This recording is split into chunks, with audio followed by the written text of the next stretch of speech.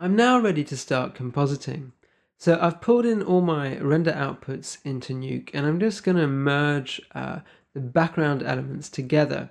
So I've got my direct lighting shaded output, and I'm going to connect that to the indirect lighting shaded output, and you can see that that's rebuilt the two types of lighting together. I'm also going to connect up the reflection shaded output and the specular shaded output, and that's going to give me this result. Now, in many cases, you might not need to rebuild your final color output from the shaded outputs, but the reason that I'm doing this is that I want to apply a denoise to the indirect lighting output only. That means that the filter will only run on one output instead of the entire image, so it's just much more efficient. So I've used the same method that I used in the pre-comp. I've pulled in my unshaded indirect lighting output, and I'm using this to define how my noise reduction is being applied. So I've drawn a square here, and the noise reduction filter is analyzing this region of the unshaded output, and then it's applying it to the shaded output. So if I zoom in, you can see what happens when I disable the filter. You can see there's a lot of noise, but as soon as the filter is applied, that noise then disappears. And I've also rebuilt the character in the same way, so I'm just going to scroll down to where my character is, and let's point a viewer at the output of all the merged character nodes. Now, I don't know if you remember, but I did initially have a problem with the reflection shading on my character where the opacity of the iridescence shader was not being taken into account. However, I've been able to solve that problem in Modo, so I'll just go back to Modo to show you what I did. And the problem I had came from the way that I'd applied the iridescence shader. So let me just do a search for iridescence in the shader tree, and I'm just going to select all of these shaders together because I need to make a global change to all of them. And the problem is I'd applied the shader itself at low opacity, and this doesn't really work with compositing. It works in a final color output just fine, but when you're trying to composite reflection outputs back onto other shaded outputs, it fails.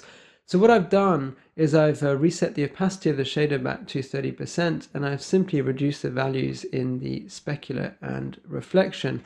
And that's given me the exact same result I had before, but it also means that it now composites correctly.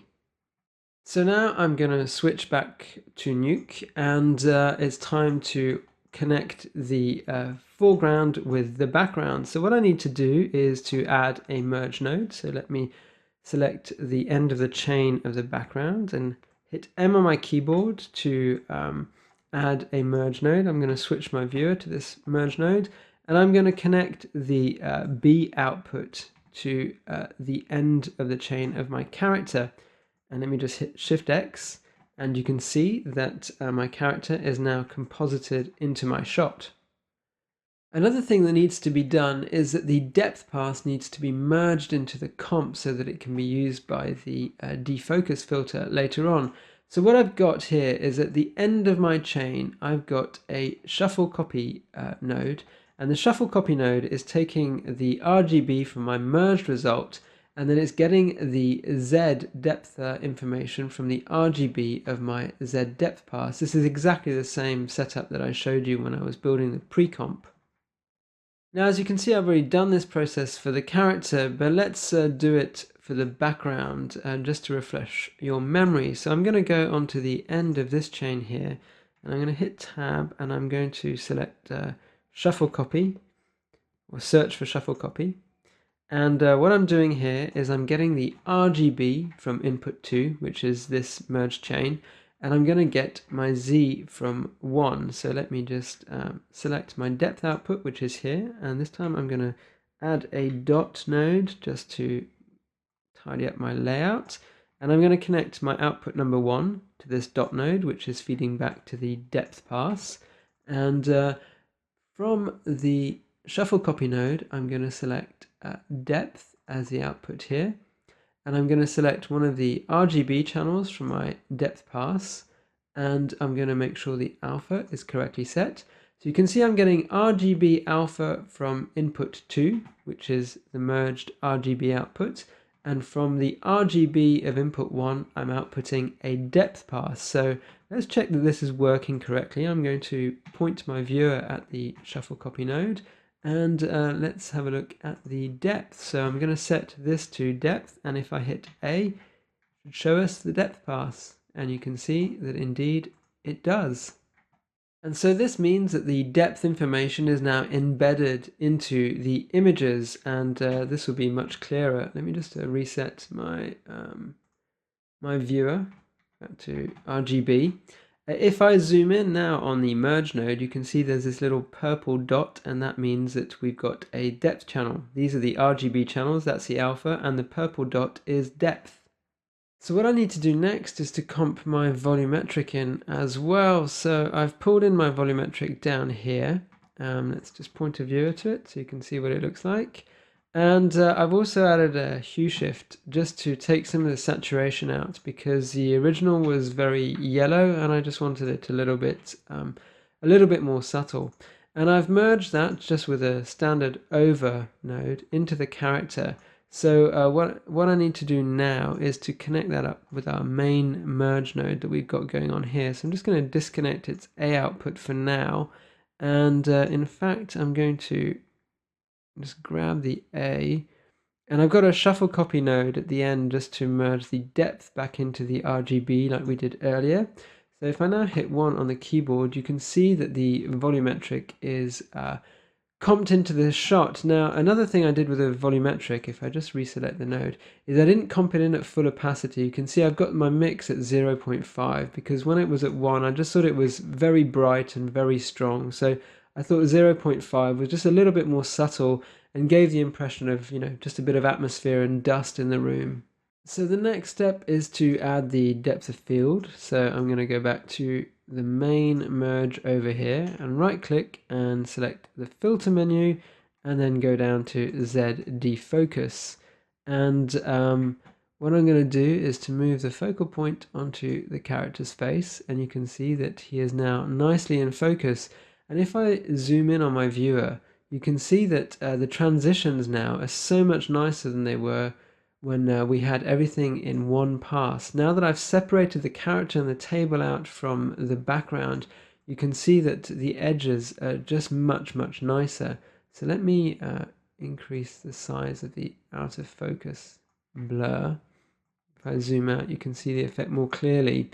Now what I'm going to do is I'm going to add a bit of additional blur to the background, and I'm going to do that prior to this merge here, just to separate the character out from the background a bit more.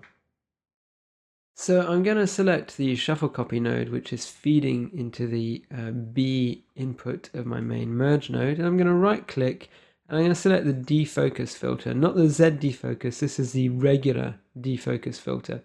And what I want to do is I want to use my my Z depth as a mask for this filter. So I'm going to connect the mask output to the dot here, which is feeding from my depth output.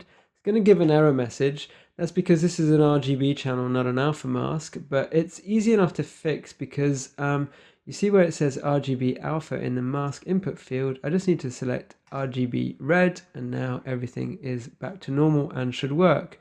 So I'm also just going to quickly add a grade node to this mask, and I'm going to point a viewer to it because I want to increase the contrast. So let me just reduce the gain so we can see what we're doing, and then I'm just going to push the gamma.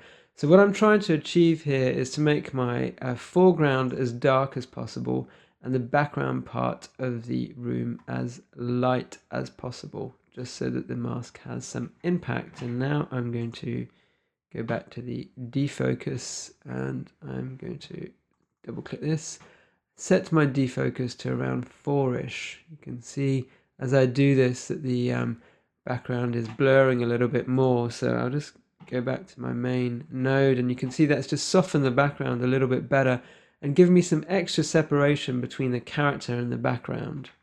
So at this stage, the basic compositing is done. I've comped all the layers together. I've got the depth of field working. So now I'm going to move on to the grading, and this is a more sort of creative part of compositing.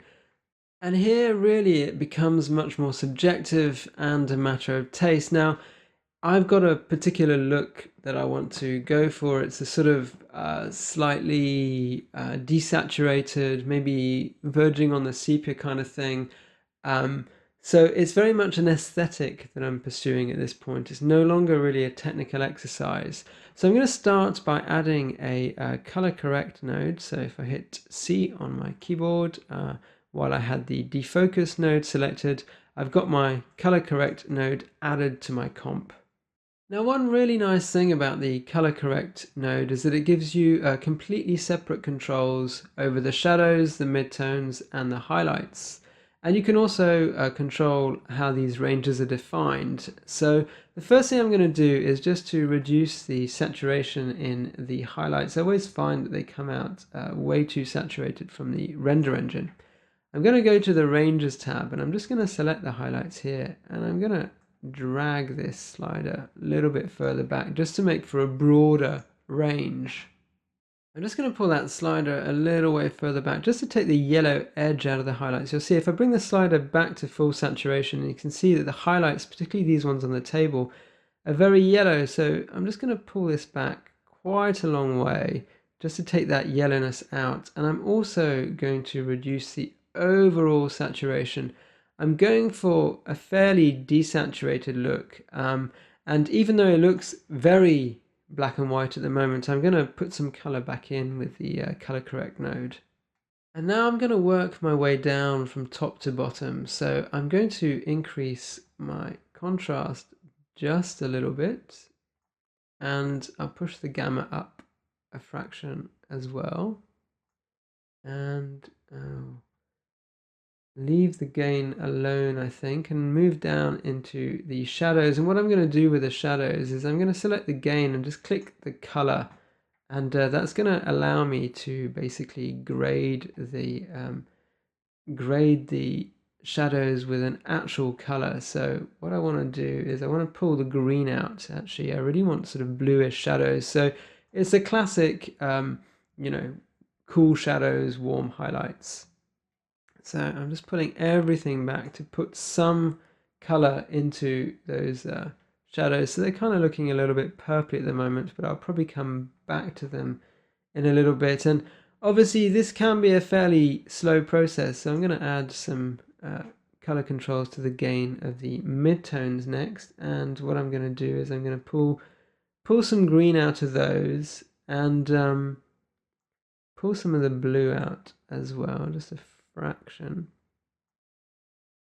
And let's see, what do I want to do with the saturation? Just increase it a tiny bit and push the saturation in my shadows a little bit. Push the contrast up in the shadows a little bit. And then pull the gamma back down. And you can see that slowly I'm starting to do some fairly heavy grading on this image. And if I just disable the color correct node, you can see already what a big impact my grade is having.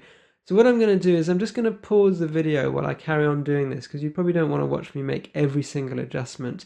But you can see the point is I've got an aesthetic in mind, and I'm pursuing something specific, and that's the purpose of the color grade at this stage. So I've done some more adjustments to the color correct node. I also clicked on the color wheel for my highlights gain and just graded that to give this kind of sepia looking tone. And let me just disable the node so you can see the results before and after. And you can see that this is a much more stylized look than what we had afterwards. And it's just also much more cohesive. Everything now belongs to the same image. Now the work isn't finished, so I'm going to add a grade node to this. And what I'm going to do is I'm going to pull the gamma back just a fraction, just to basically increase the contrast, but only a tiny bit. And at this stage, I think it would be a good idea just to see what everything looks like once it's been rendered as a sequence. So with my final node selected, I'm going to hit Alt F and bring up a frame cycler. I'll just pause the video while this renders, because it's going to take about 30 seconds or so to render out the sequence. And here is my rendered sequence. So I'm just going to hit spacebar to play it. And overall, I quite like the effect. Not necessarily the final thing I'm going to go for, but I think as a work in progress, it works quite well. One thing that strikes me as I watch the actual sequence is that it would be really nice to be able to play on the contrast with the eyes, because the character's eyes are blue and the rest of the scene is sort of very sepia-y kind of red. So what I think I'd like to do is just to pull out those blue eyes and make them stand out. And I've got the eyes more or less already isolated because they're going to be in the character's transparent shading output, because the actual irises are being refracted through the lens of the eye. So I'm going to go to the last frame and I'm pointing my viewer at the transparent shading, and you can see when I do that I've got the eyes perfectly isolated. So what I'm going to do now is grab a merge node and just connect it to that pre-mult coming from the transparent shading of the eye, and then I'm going to go to the end of my chain here and I'm going to connect it to the final grade node. Let's make this my main viewing node, and I'm going to change the operation to plus, and let me just zoom in on those eyes, and you can see now if I disable the node that I've just added, I might need to Shift X, disable the node. You can see how much difference that's making. Just sort of adding the eyes back on top is giving me a really nice sort of intense kind of stare. Another thing I'd quite like to do would be to add a bit of bloom or glare just to the metallic parts of the character. Now I have actually rendered some bloom out of Modo in a separate final color output, but that's not what I'm going to use here because I want something a bit more controlled. And like I said, I just want it to be on the reflective metallic parts of the character. So what I can actually use is the reflection shading output. If I just point a viewer to it, you can see that that's got exactly what I need in order to get this sort of bloom effect. So what I'm going to do is I'm going to click on my workspace, hit M to add a merge node, and I'm going to connect one end to the pre-mult that's feeding out of my reflection shading output, and I'm going to drag the other half to the end of my chain. And before I connect it up, let me just point a viewer to it. I'm going to add a glow, so I'll just hit tab and type glow in the search box, add a glow node and just connect it in here. And you can see this is how I'm going to achieve my bloom effect. Now before I actually adjust the glow, I'm going to add a grade node as well. So let me hit G just to add a grade node. I'm going to slot it in here. I want to do quite a strong grade on this so that only the highlights are caught by the actual glow. So let's push this quite far and bring this up a fraction.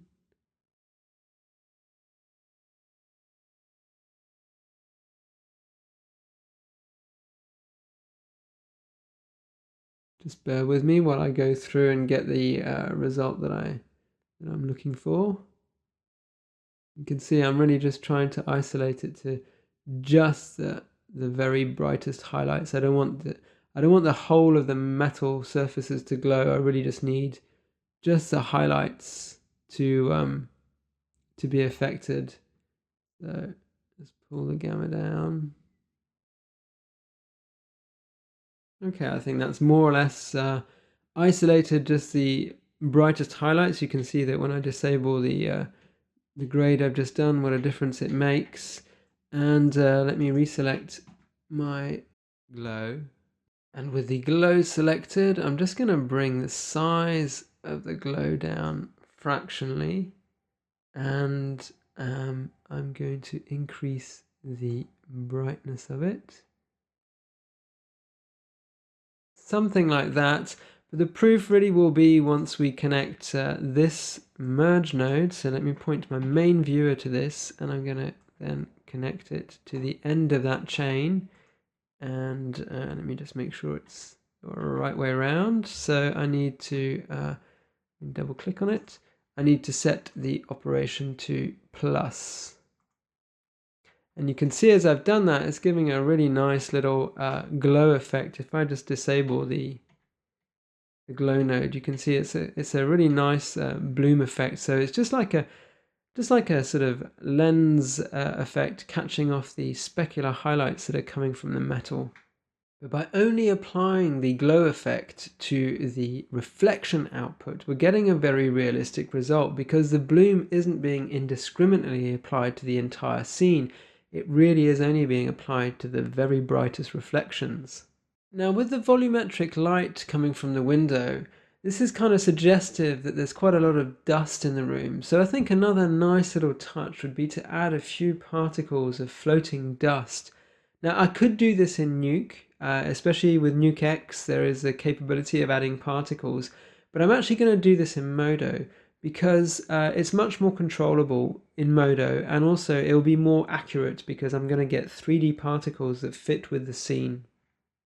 So I'll just switch to Modo to show you how I've got this set up. So I started off with my volumetric scene, and I've removed the volumetric from the light, and I've added a big particle cloud which basically fills the entire room. And then I've created a blob material, and this blob material basically is zeroed out on diffuse and specular, and just has a very small amount of luminous intensity. That's just so that the areas that are in shadow still pick up some light, so the particles that are occluded by the window and they don't see the main physical sunlight still give off a tiny little bit of light, as they would from the ambient light in a room. And they also have 100% subsurface scattering, so that the particles that are actually caught by the sunlight then will really glow. And so this blob item is basically connected to the particle cloud, so the particles will then generate the blobs, and I've given a bit of random size, and then all I've added is a final color output and a depth output. And with all this set up, I'm just going to do a quick test render so you can see how long it takes to render. And so here is my test frame rendered, and it's rendered in just under 9 seconds. This is because I've basically got GI turned off and AA samples at 8. I'm going to do the depth of field in Nuke. There's no point in doing it in Modo. It'll be much faster to do it in Nuke. So basically, the great thing about doing the particles this way is I get very quick renders, and I can render the entire shot in about 15 minutes. So it's actually quicker to do it this way almost than doing it in Nuke. And it's going to be much more accurate because the particles will be correctly occluded by the character and the table. So I've actually already rendered this out as a sequence, so I'm going to switch back to Nuke, and I'm going to pull in the renders. So if I, let me just hit R to bring up a read node, and let me find my shot one passes, and I've got my dust depth here, and I'm going to pull in the dust final color output. So as usual, I'm going to have to merge this RGB depth channel as a proper Z depth channel with this RGB information here. So I'm going to hit Tab to select my shuffle copy node. So connect it to the RGB output of my dust, and I'll connect channel 1 to the Z depth. And just as before, I need to select depth as this output, and I need it to be any one of the color channels from input 1, and input 2 is going to supply my RGB alpha. So now my depth is correctly merged with the RGB. And now I'm going to hit M on my keyboard to add a merge node, and I'm going to connect it to the end of my chain here, and I'm going to hit 1 on my numeric keypad so that this merge node now becomes my main viewer node. And you can see the dust is comped in. Obviously it's way too bright, and we're going to need to add some depth of field to it. And to create the depth of field, I'm simply going to copy the existing ZD focus node that I created earlier. So if I select that node and hit Alt-C, that's going to copy it. And I'm simply going to drag it into the chain here. And you should see that my viewer updates. Now I'm probably going to want to defocus this quite a bit more than the original just to exaggerate the effect. So I'll double click on the node to bring up its properties, and I'm going to increase the size quite considerably. Try something like this. That's much better, as you can see.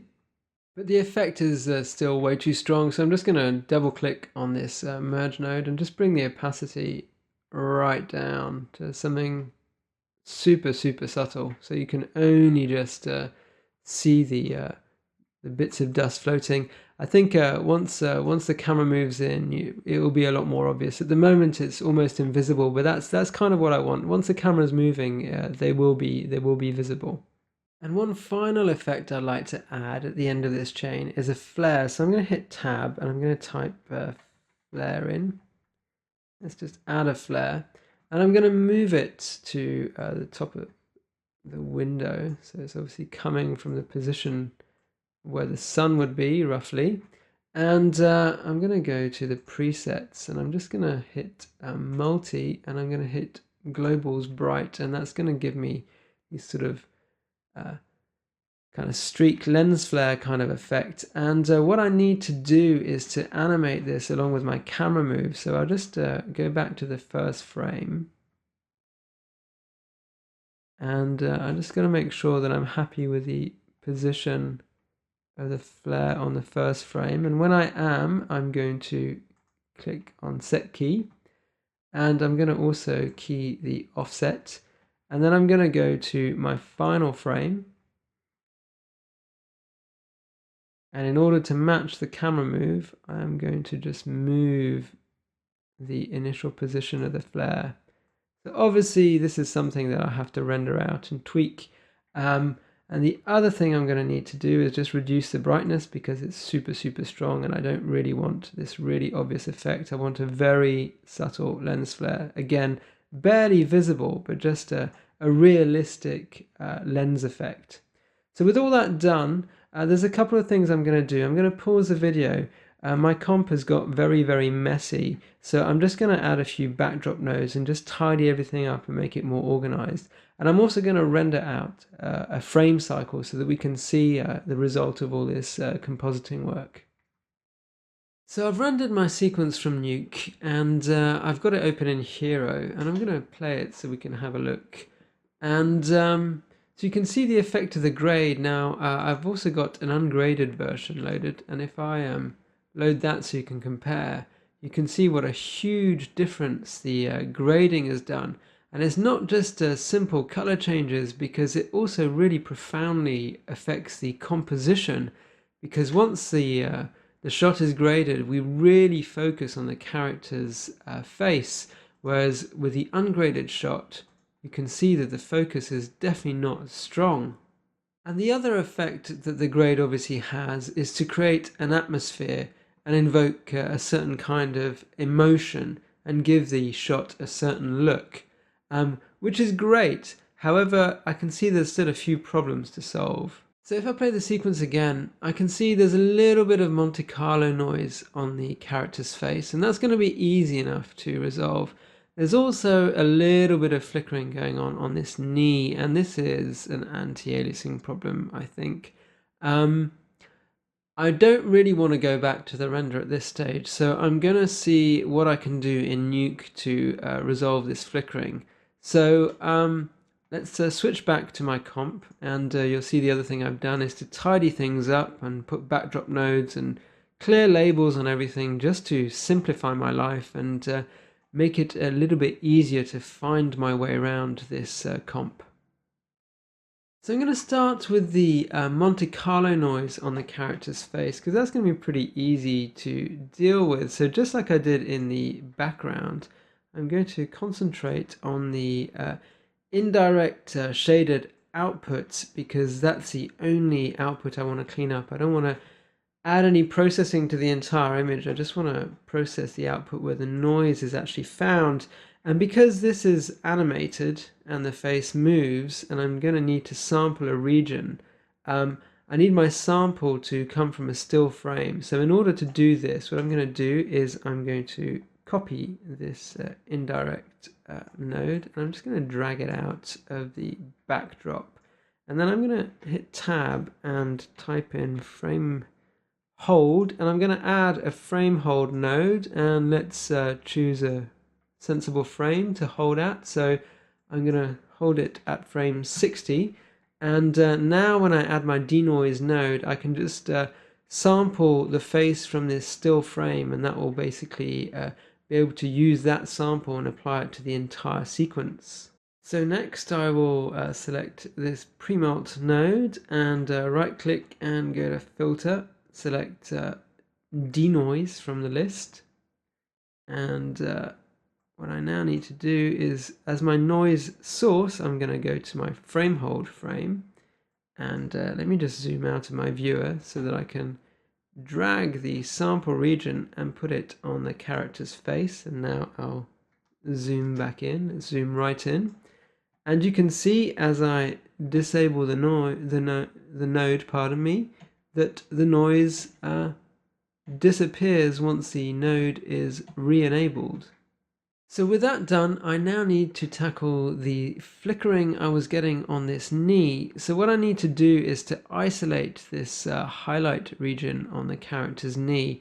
And I can do this in a similar way to the way I created the bloom by using the reflection shaded output. So what I'm going to do is I'm going to drag a grade node out here, connect it to this reflection shading output, and just going to point a viewer to it so we can see exactly what's going on. And now I'm basically going to grade this so that only the highlights are visible, pretty much in the same way that I did with the when I was creating the bloom.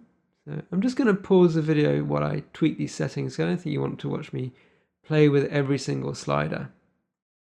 So I spent a bit of time adjusting my grade node, and really it's just these two highlights here that I'm concerned with. I'm not really bothered about all this stuff here because I'm going to get rid of it. But I've isolated these highlights, and now I'm going to go to filter, and I'm going to add an erode node, and what I'm going to do is just increase the size of this just a fraction, and just to make it a little bit bigger. And next I'm going to add a roto node, so I'm just going to add my roto here, and I'm going to draw sort of circular area around these knees. Now it's important that the entire range is caught, so I need to make sure that my roto is big enough in order to catch the knees all through the animation.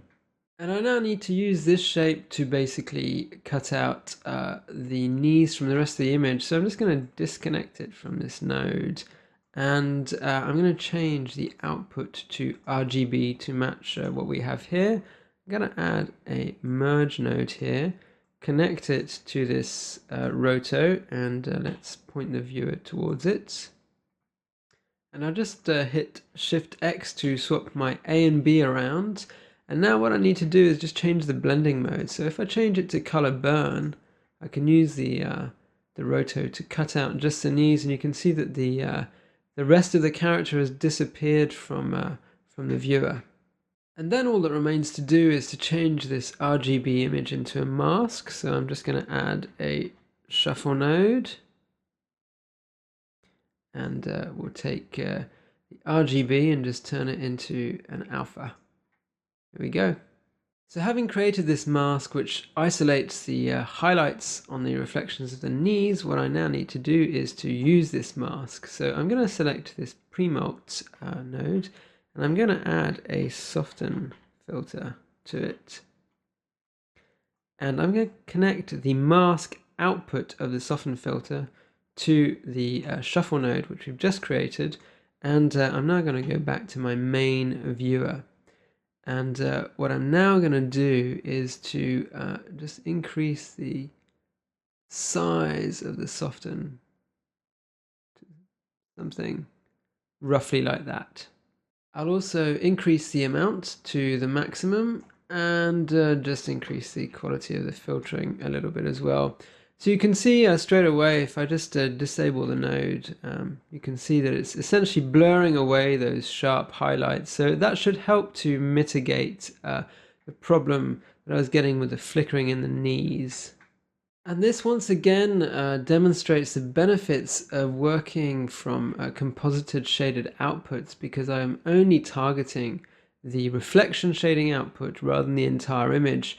And working this way just enables me to make corrections on specific outputs, and that just limits the amount of damage that you're likely to do to your images. So having fixed the problem with the Monte Carlo noise and the flickering in the knees, the next thing I need to do is to look at the motion blur. I didn't render any motion blur, but I did render some motion vectors, and I've dragged them into a backdrop here, and I've merged the background and the character motion vector together. Let me just point you to this merge node. It's just a straightforward over operation just to merge the background and the character together. And what I now need to do is to use these motion vectors in order to create some motion blur on the color output. So the first thing I need to do is to merge this motion channel into the main RGB image. So I'm going to select this merge node, and I'm going to add a shuffle copy to it. And I'm then going to do is to slot that in. Let me just Shift X that.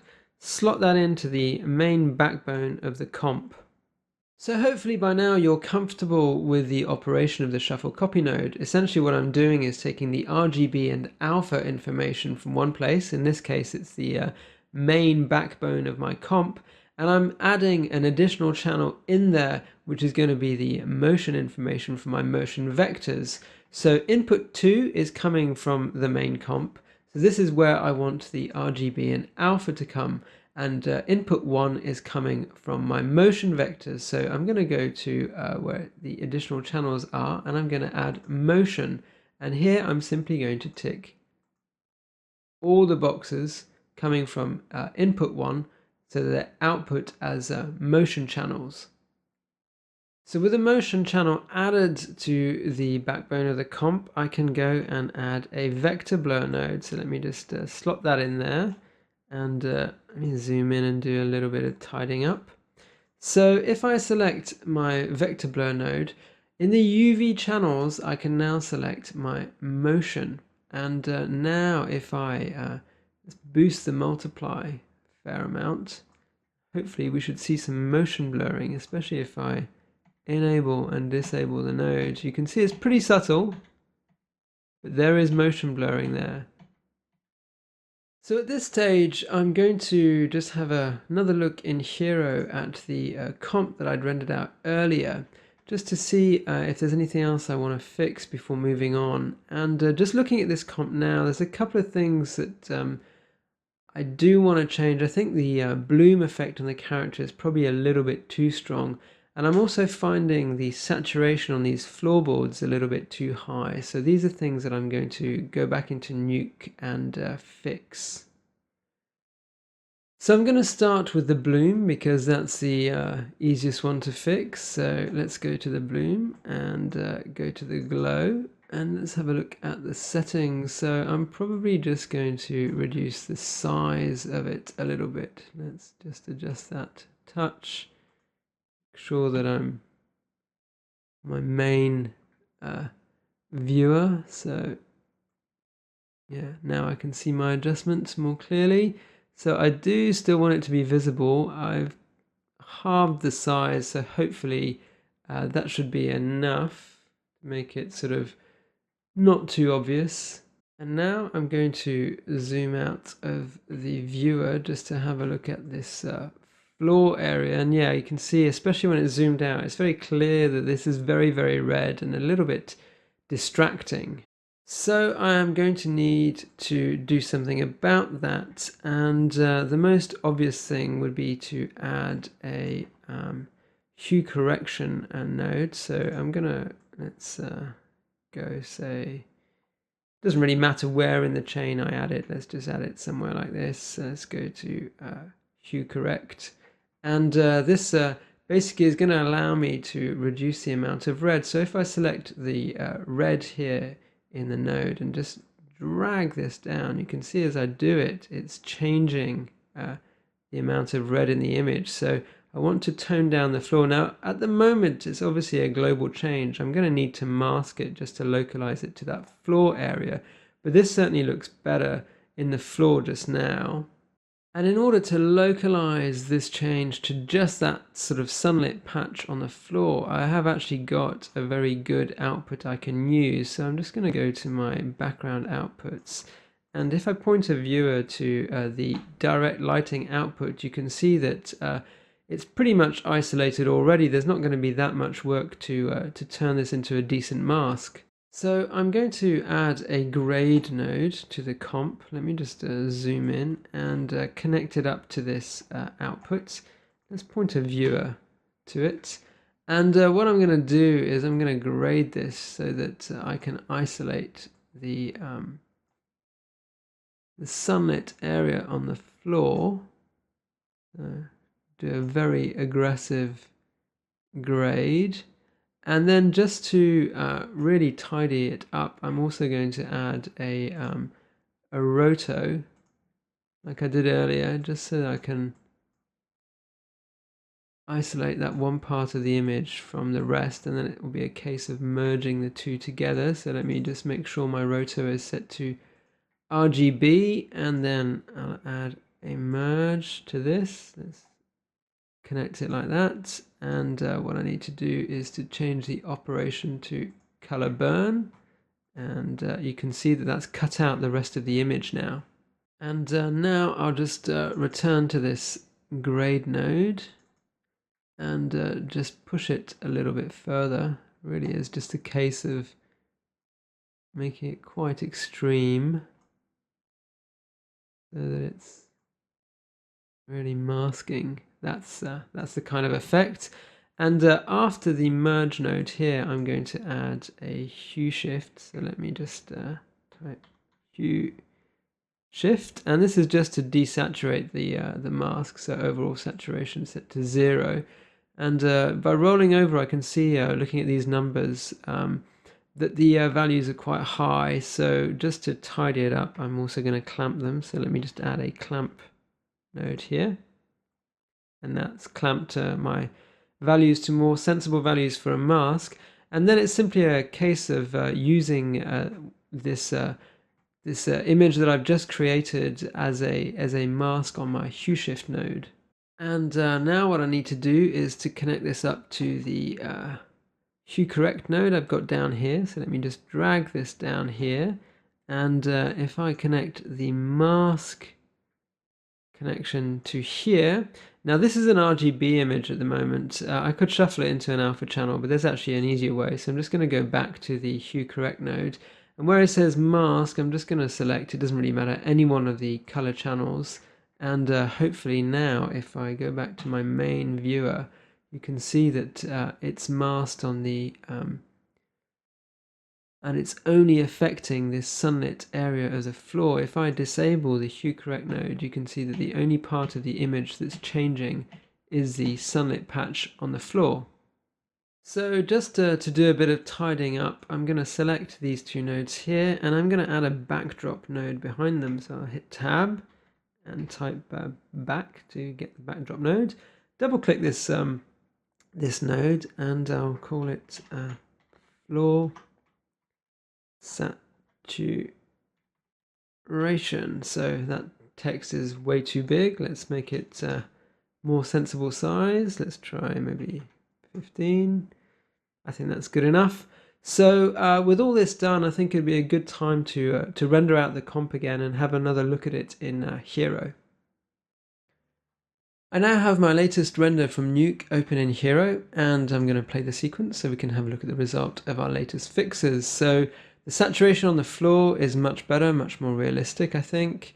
The Monte Carlo noise on the face is no longer a distraction. The bloom effect is also dialed back just enough, I think.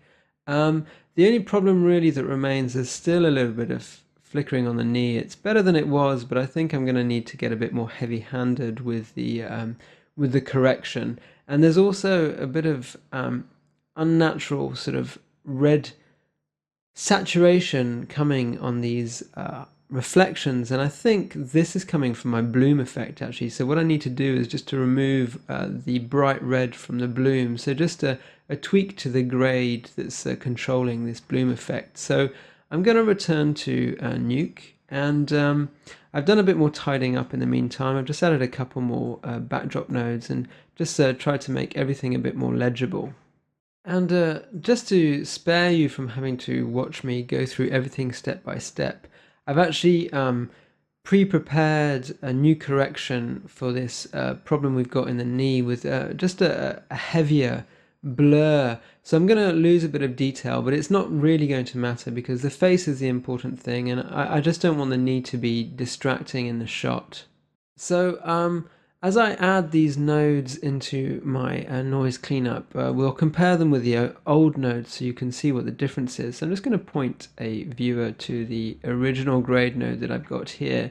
And what I'm going to do is just going to grab this grade and I'm going to disconnect it from here.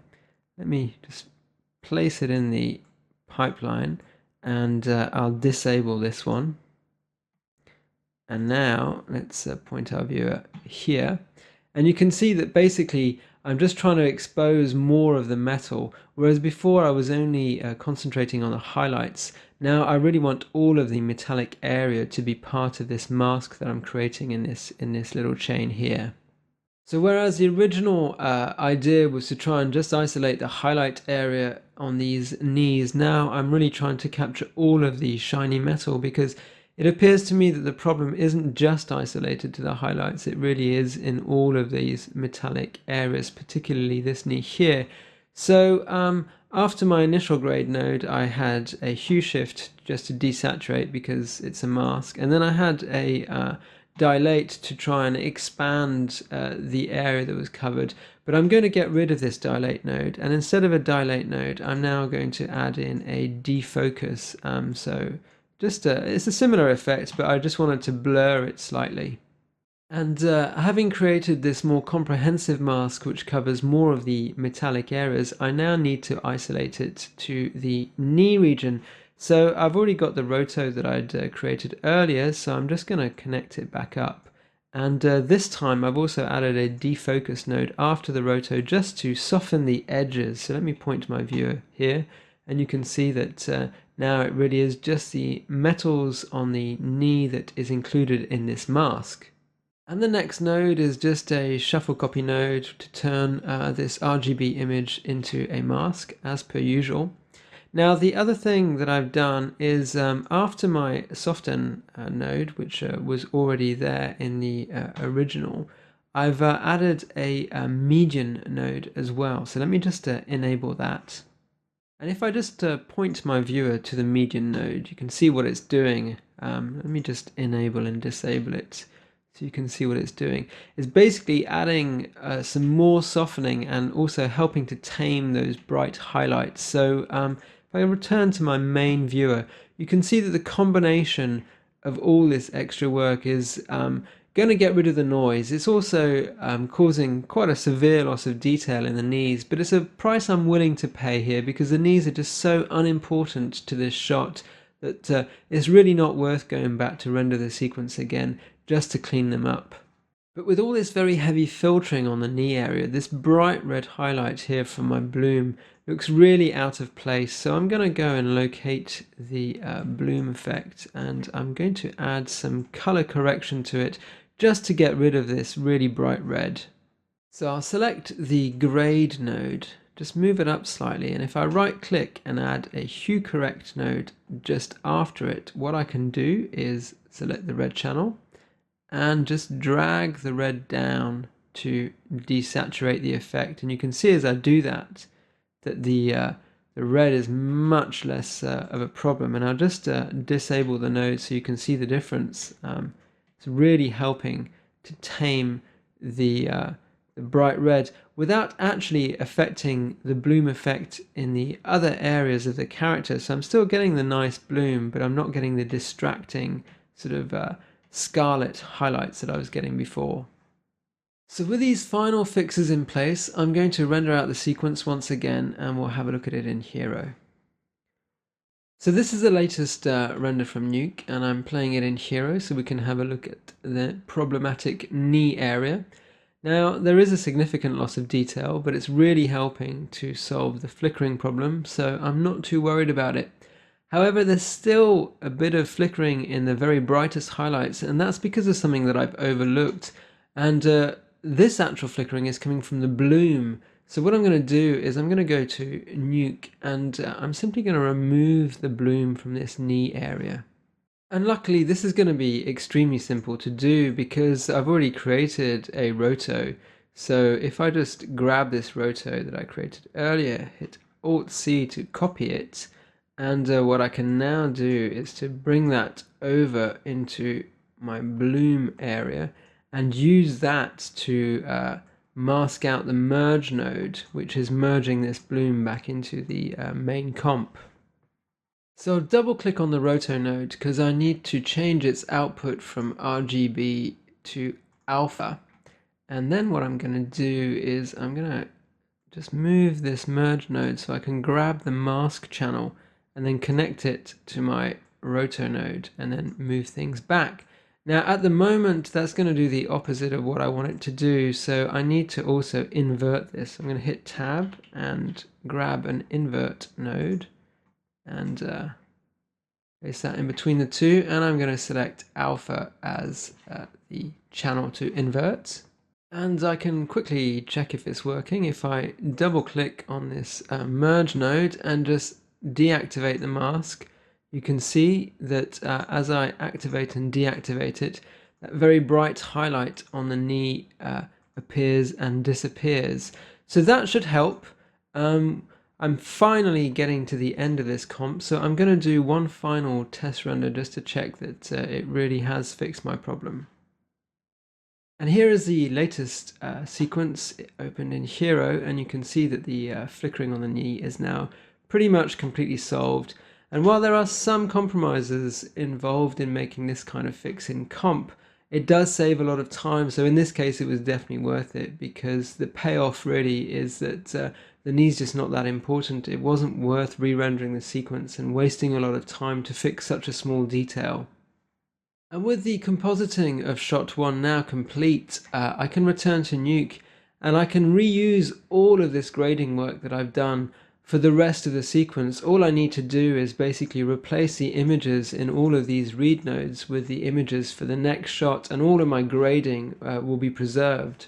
So I'll show you how to do that in just a second. I'm just going to talk about this layout. It's a little bit unconventional to say the least. Generally, compositors will work either from top to bottom, which is how Nuke essentially is set up to work, or they'll work from left to right. In this case, I've actually worked from right to left, and if I was actually working as part of a team, I would no doubt be scolded by my supervisor for doing this. But the main thing is that everything is very clearly labeled and easy to follow. So if I was to come back to this comp in 6 months' time, I'd be able to find my way around it, even if it is laid out in an unconventional direction.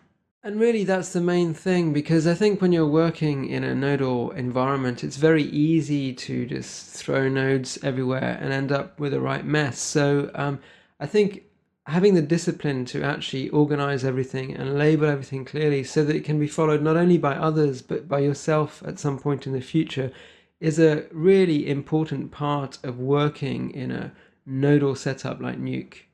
So the next stage is to basically update this comp to import the images from the next shot in the sequence. So what I'm going to do is I'm going to basically go through these images one by one. If I double click here and go to where the input image is defined, I can simply replace it with the equivalent output for the next shot. So in this case, it's the direct shaded output for the background. So if I go to shot 2 and just look for my background path, let me just expand this.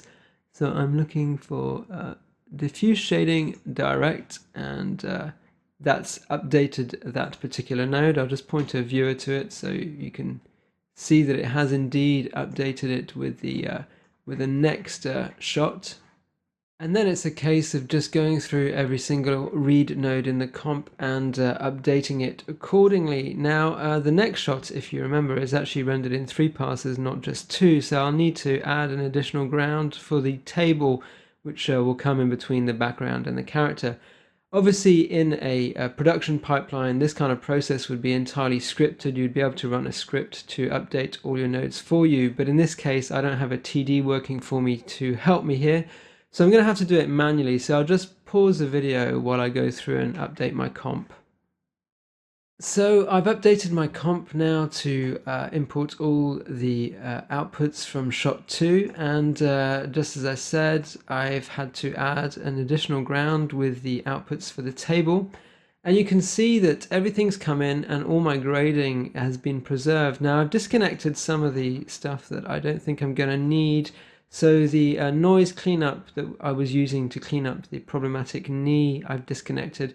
I've also temporarily disconnected the cleanup for the Monte Carlo noise on the character's face, although there's a chance I may need that, so it is still there if I need to reconnect it. I have, however, preserved the cleanup for the Monte Carlo noise on the background because that was actually useful for this shot, so it's all connected. And you can see that the end result is really good because essentially I'm preserving all the compositing, all the grading, and so the consistency between the 2 shots is really, really great. Now before I do a test render of the sequence, there's a couple of little tweaks I need to do. So the first problem I can see is that the lens flare isn't aligned correctly, and because there's no camera move in this shot, I'm probably going to get rid of the animation on the lens flare as well. And the other thing I'll need to fix is the depth of field, obviously, because the focus point is going to be in a different place to the previous shot.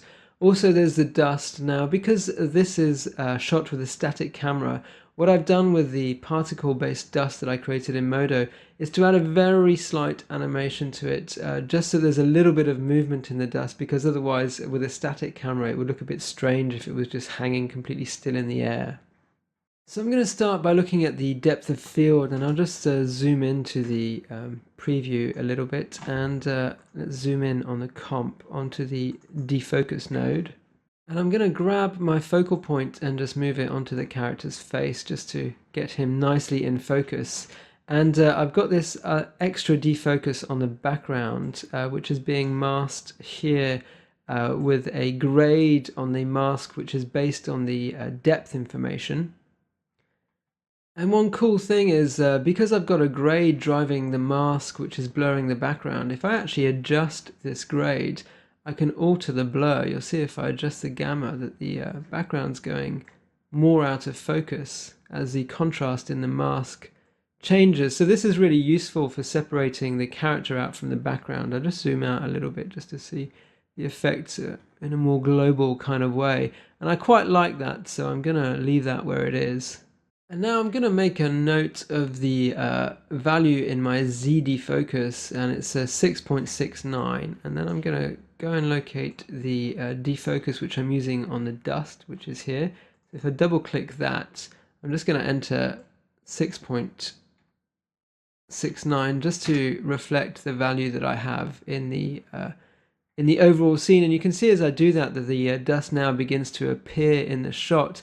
Now I did actually add some additional blurring to this, so I'm just going to pull it back in a little bit. So the size is really extreme at 28 because that's what I wanted in the other shot, but I'm just going to pull it back to something a little bit less for this shot. So that's probably a little bit too sharp. Let's go somewhere in between. I still want it to be fairly blurred just to make the effect more subtle, but I think that's pretty satisfactory for now. And the next thing I want to look at is the flare that I've added. So let me just double click that. And you can see that the angle's all wrong. It's coming sort of here. Let me zoom out so we can see the angle more clearly. So the position is here now. So I need to move it. Let me make sure I'm on the first frame. I'm going to move it so that it's coming sort of from here. And the next thing I need to do is just to get rid of the animation. So I'll simply right click on the little key icon and I'll just say no animation and say yes to delete animation. And I'll do the same for the animation of the offset, just delete it. And while I'm at it, I'm also gonna just tweak the offset so that I'm happy with the flare. Might move the position a little bit more, just make the angle a little bit more natural so that it follows the light, the volumetric light coming from the window. And I'm also going to reduce the brightness because I think it's way too strong now for this shot. It needs to be really subtle. Something like this would be sufficient. Oh, but I can see that I've got a bit of spill here on the left-hand side of the window, which I don't want. So I'm going to move the flare again just to bring it in, just so that only shines where the light is actually shining. And I think I'm happy with that. So with these adjustments done, I'm going to do a test render of the sequence just to see how it looks. And here is my rendered sequence, and I'm going to play it. So you can see that I've been able to match the first shot. If I compare the first shot with this one, you can see we've got a really good match with minimal amount of work, simply because I've preserved all the compositing and just made a few changes to suit this shot. However, there are some things that I'm not particularly happy with. Although I quite like the blurring level on the dust, what I'm going to do is just reduce the opacity on the merge node because I think these dust spots here are a little bit too bright.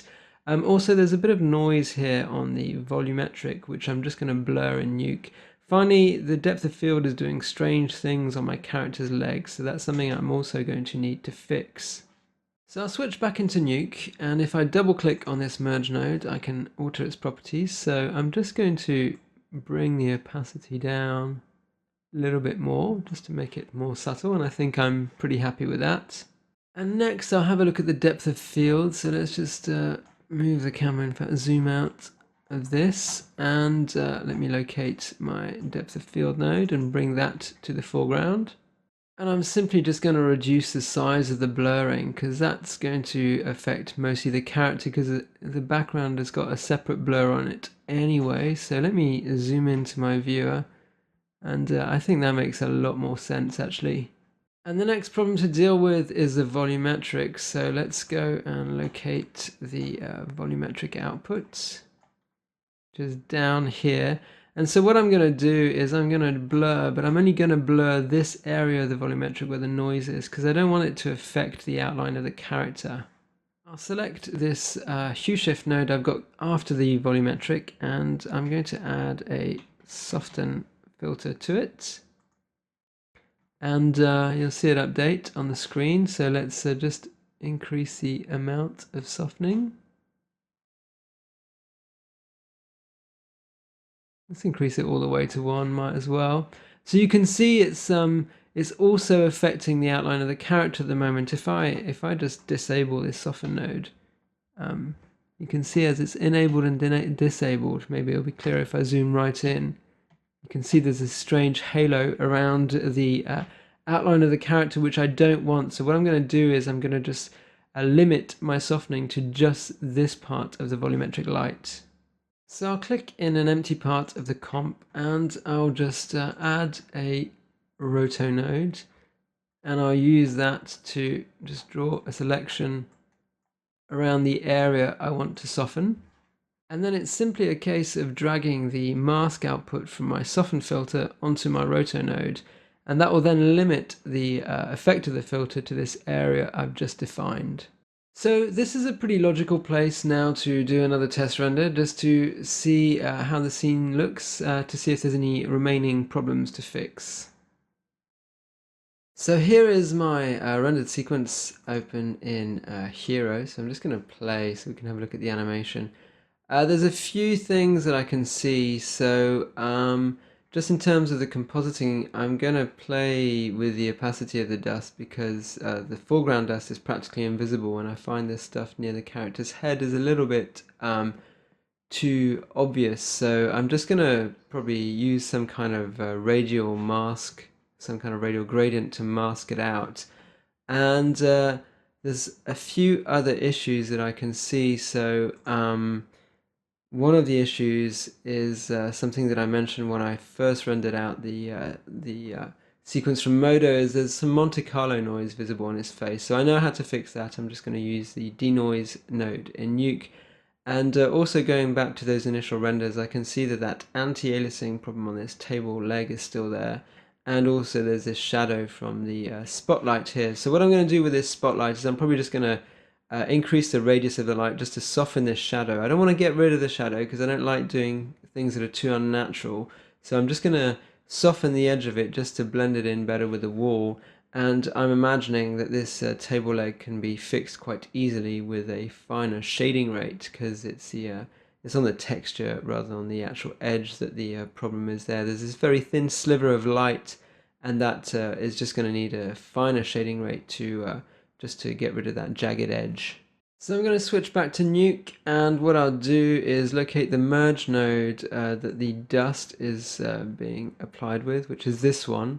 So just drag it down very slightly and then zoom in because I need to access this mask output. And then I'm just going to hit tab and I'm going to type radial just so I can bring up a radial gradient, and I'll connect it up to my mask. And what I'm now going to do is just to move this radial so it's around the character's head. And let me just increase the size. It goes to the edges of the frame more or less. Okay, and now let me zoom in. You can see the dust. Drag that back. Let's bring the mix back up just so we can see what our mask is doing. So just invert the mask. Oh, it is inverted. Let's uninvert it. No, that's definitely the way around I want it. And what I'll do is I'll add a grade here. And by adding a grade in between the merge node and the radial, I can simply adjust the mask by playing with the gamma. So you can see that I can adjust the opacity of the dust particles near the character's head by adjusting the gamma. So this looks pretty good, and I will go back to my mix in my merge node, bring the opacity down. So I'm going to play with the opacity of the foreground dust particles until I'm happy with them, and then I will adjust the gamma so that I'm also happy with the way that the dust particles look near the character's head. And doing it this way, I can balance the foreground and background quite nicely. The other thing I might do is just add a bit more defocus to these. So let's just increase the size back. I know I'd made it a bit smaller earlier, but there we go. So with something like this dialed in, I'm just going to do another render and just see what it looks like. So I'll just pause the video while I'm doing this. And the sequence has been rendered out from Nuke again, and I've got it open in Hero. So I've just pressed play, and you can see now that the dust spots in the foreground are more visible, and the ones near the character's head are less distracting. So I'm much happier with this. It's nice just to have a few little blobs of something floating in the air, especially with this volumetric light. I think it's just a nice touch to have in the shot. So with this done, I've just got a couple more problems now to fix. There's the Monte Carlo on the character's face, which I'm going to look at, and then I'll need to go back to Modo to fix this table and this shadow. So let's switch back to Nuke, and let's locate the indirect shaded output of the character's render output, and here he is. So what I'm going to do is just drag this back, and let's go to Filter, Denoise. That's added my denoise node, so I'm just going to zoom out, and as usual just drag this sample region over the character's head, and let me just disable the node and re-enable to see difference it makes, and it's obviously making a visible difference here. So I don't think I need to test this out. I'm confident this is going to work. So it's a good time to save the comp now and to switch to Modo. So I've reopened my Modo scene, and I'm going to look at the light first. So this is the area where this hard edge shadow is. So I'm just going to select this light, and let's hit F with my mouse over the item list just to locate it. And let me just enter a radius. Let's enter a radius of 1 meter. That should make a pretty soft shadow. I'll just unpause preview.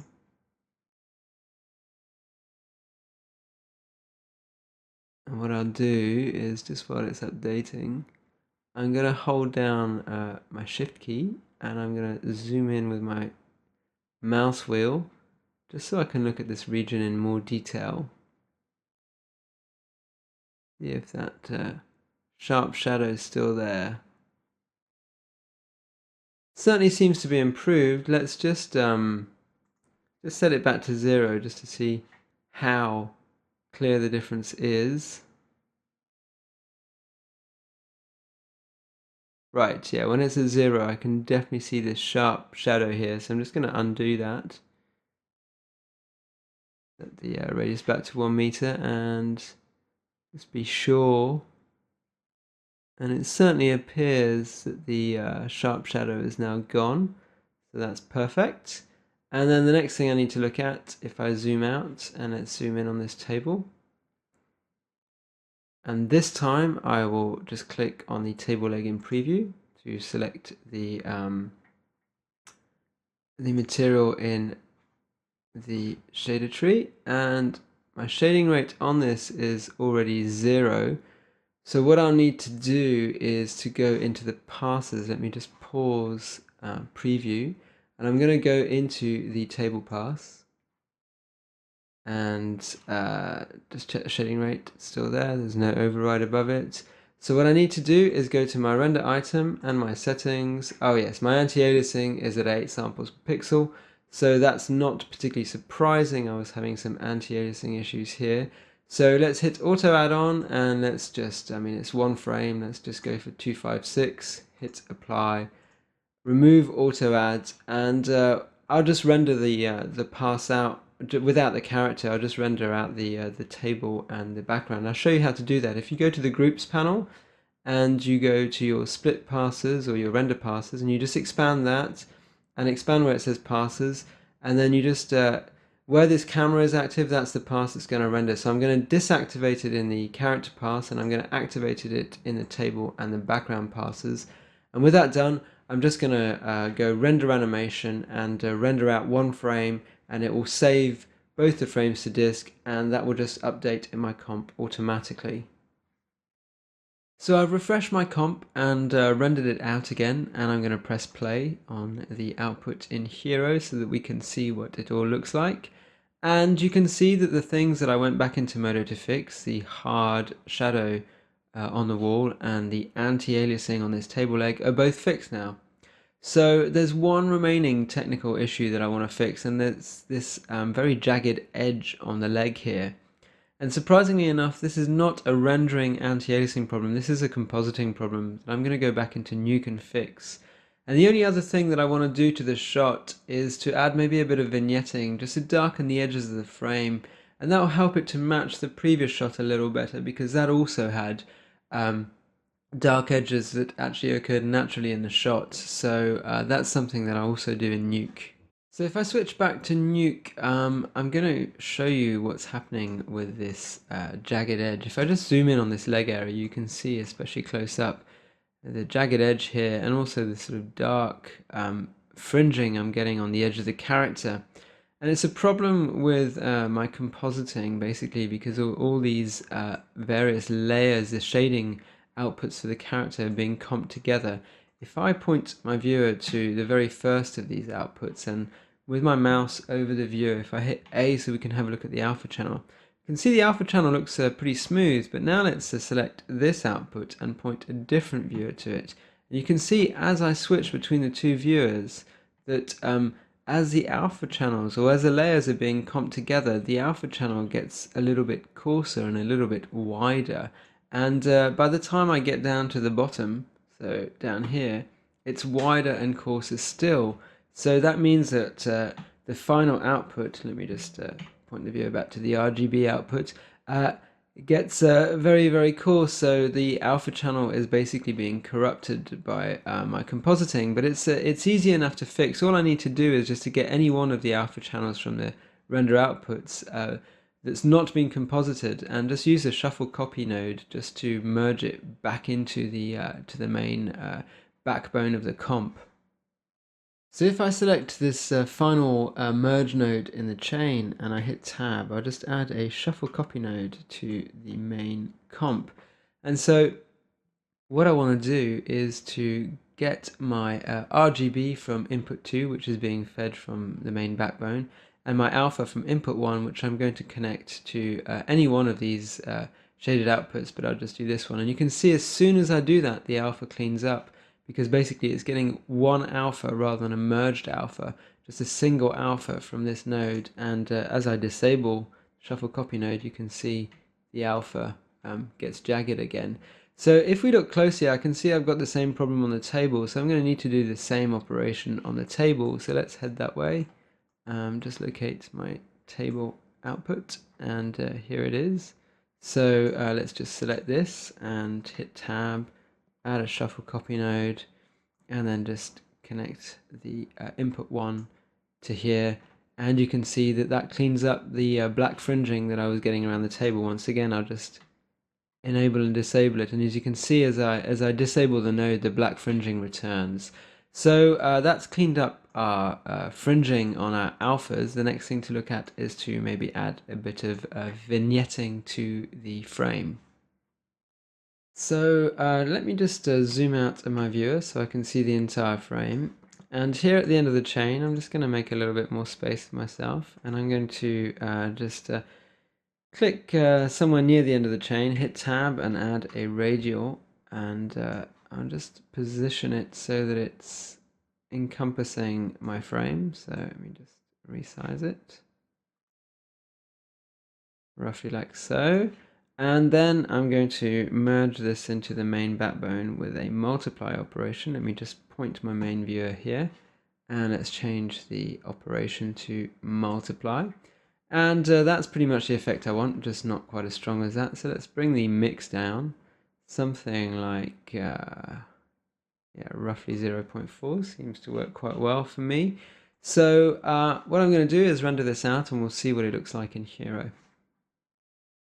So looking at the rendered sequence, I'm now thinking the vignetting is probably a little bit too strong, just because it has really strongly darkened the corners of the frame. But if I compare it with shot 1, you can see it's not wildly out, it's just a little bit out. I'm just looking at this corner here in particular. So what I'm going to do is just quickly return to Nuke and make this merge node, just turn the mix down basically down to 0.3. and just render that out again. So I've reloaded the latest version of the vignetting, and if I now compare it with the previous shot, you can see that the shot-to-shot consistency is really excellent. So with minimal work really, I've been able to transfer all my compositing from one shot to the other, and I've got great consistency between the two shots, and I'm very happy with the outcome. So at this point, the compositing for these two shots is now complete.